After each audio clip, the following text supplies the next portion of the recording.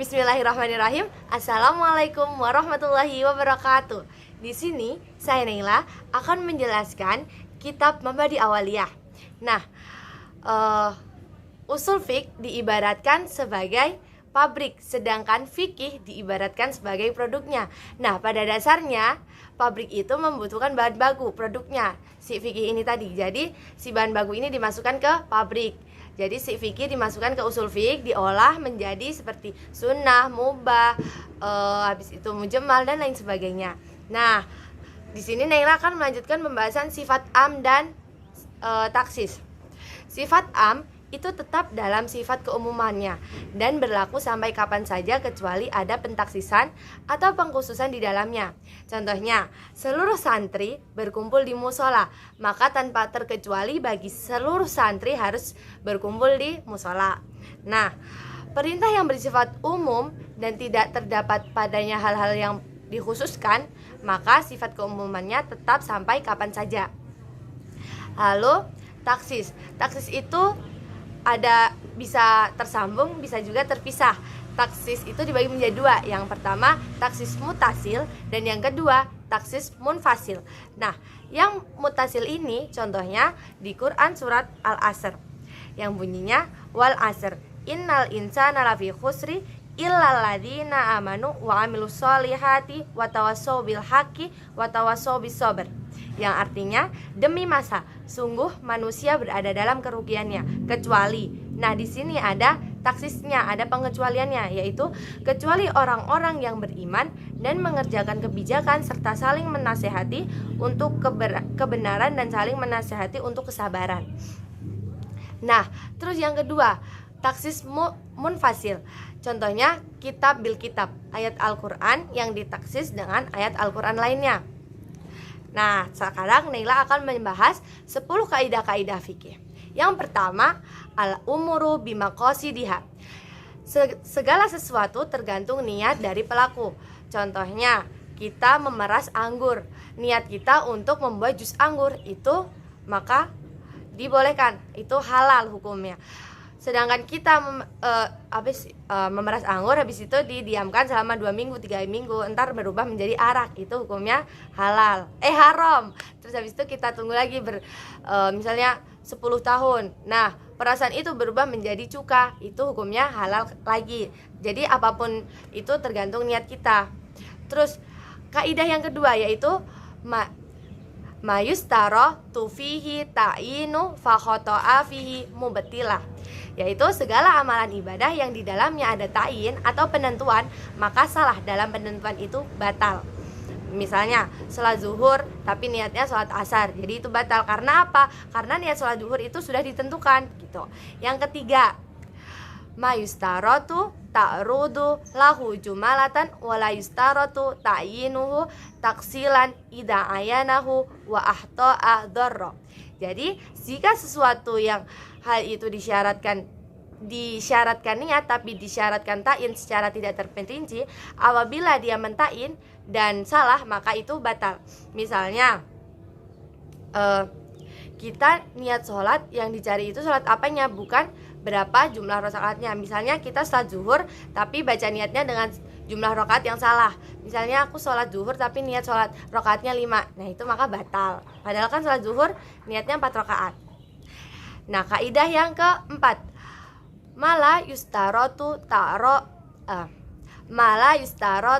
ta'arudu lahu jumalatan wala ta'silan idza ayanahu wa ahta amlam yadurruhu. Jadi tidak disyaratkan, niatnya itu tidak terperinci dan bentuknya juga tidak diperinci, maka boleh. Misalnya kita niat sholat zuhur di kelas, padahal kita sholatnya di musola, itu nggak apa-apa, itu boleh, itu sah. Nah, lanjut kaidah yang kelima, maqasidu lafidhi ala niyati afidhi. Jadi maksud dari perkataan tergantung niat si pelaku.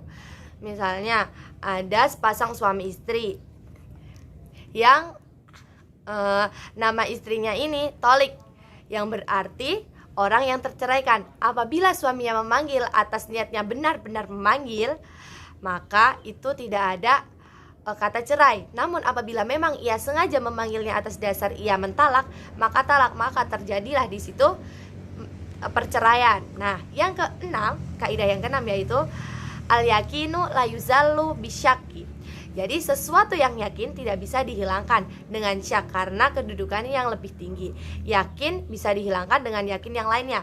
Jadi contohnya ketika kita sholat, bingung nih, kita udah 3 rakaat apa 4 rakaat ya, maka kita ambil yang 3 rakaat karena ia lebih yakin yang 3 rakaat gitu. Adapun misal salah, maka ia tidak batal. Yang kaidah yang ke-7, al-aslu baqa'u makana ala makana. Jadi segala sesuatu pada dasarnya dihukumi hukum asal apapun yang terjadi sampai ada bukti yang sangat kuat bahwa ada sesuatu yang membuat hukumnya berubah. Nah, misalnya ini udah fajar belum ya? Misalnya ini puasa ya, posisi ini sedang puasa, jadi ini udah fajar belum ya? Maka hukumilah ia belum fajar kecuali ada bukti kuat kalau itu sudah fajar. Tuh. Kemudian kaidah yang ke-8 yaitu al-aslu bara'atu dimati. Jadi pada dasarnya seseorang itu tidak bersalah.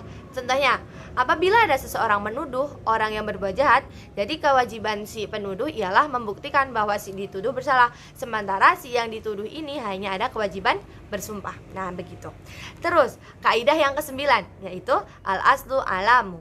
Jadi pada dasarnya sesuatu itu tidak ada. Misalnya, si fulanah berhutang kepada si fulan dan semua orang tahu akan hal itu. Maka ketika si fulan menagih hutangnya kepada si fulanah dan si fulanah menjawab sudah dilunasi, maka yang menang ialah si fulan, si penagih. Adapun apabila si fulanah berhutang kepada si fulan dan semua orang tidak tahu, maka ketika si fulan menagih hutang ke si fulanah dan si fulan menjawab saya tidak berhutang ke kamu, maka di sini posisinya yang menang ialah si fulanah, begitu. Kaidah yang ke-10 atau yang terakhir yang akan Naila jelaskan yaitu al-aslu fi kulli hadisin taqdiruhu bi aqrabi zamanihi. Jadi pada dasarnya setiap kewajiban jadi pada dasarnya setiap kejadian dihukumi seperti kejadian yang paling mendekatinya. Contohnya, ada ibu hamil tua. Kemudian ada seseorang yang memukul perutnya sangat kencang tersebut, memukul perut ibu tersebut yang sedang hamil itu tadi. Dan kemudian seketika di suatu waktu anaknya itu lahir keluar dengan sehat walafiat tanpa ada kekurangan satu apapun. Dan kemudian dalam jangka waktu waktu tertentu bayi tersebut meninggal, maka si orang yang memukul itu tadi tidak bisa disalahkan. Karena apa? Ya karena dianggap bayi tersebut meninggal sebab faktor lain atau ada penyakit lain dari si bayi itu. Nah, segitu dulu penjelasan yang bisa saya sampaikan. Kurang lebihnya mohon maaf. Akhirul kalam. Wassalamualaikum warahmatullahi wabarakatuh. Dadah.